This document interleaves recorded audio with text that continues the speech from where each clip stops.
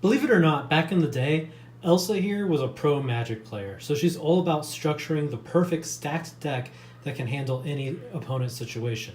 So now that she's transitioning over to pro Galatune, she wants to know, hey, how do you create the perfect Galatune deck to just have an unfair advantage on your opponents?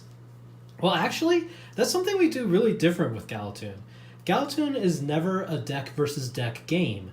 Actually, one player structures a host deck, and then you have as many players as you want playing off of that same deck. So whether it's a one-on-one or five or more players, they're all running out of that same center source deck. Oh, well, that kind of gets rid of the fun of customizing my own deck. Maybe, but there are other advantages to this style.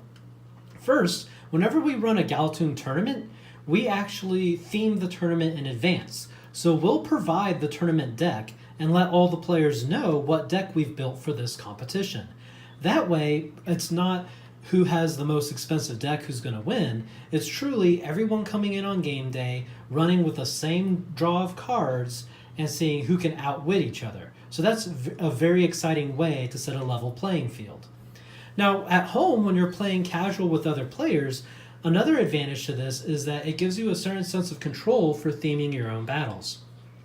I tell players all the time, think of creating your Galatune deck as like setting your items in Super Smash Bros. Or how you set a theme battle in other games. You're basically balancing your own version of Galatune based on the cards that you load into the center source deck.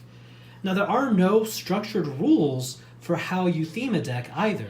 So you can literally put any kind of card you want into this center source deck, because no matter how you balance it out, everybody's drawing from the same set of cards.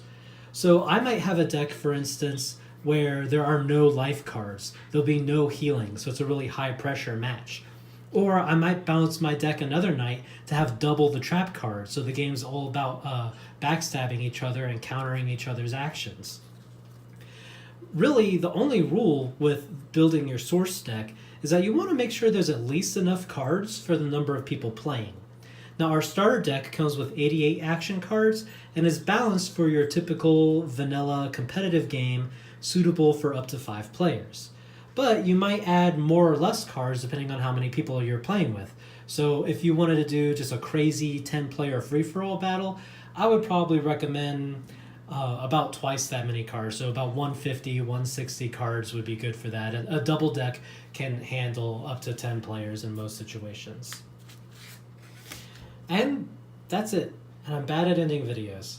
I apologize. But see, Elsa, you don't have to stress out with building your own deck if you want to be competitive.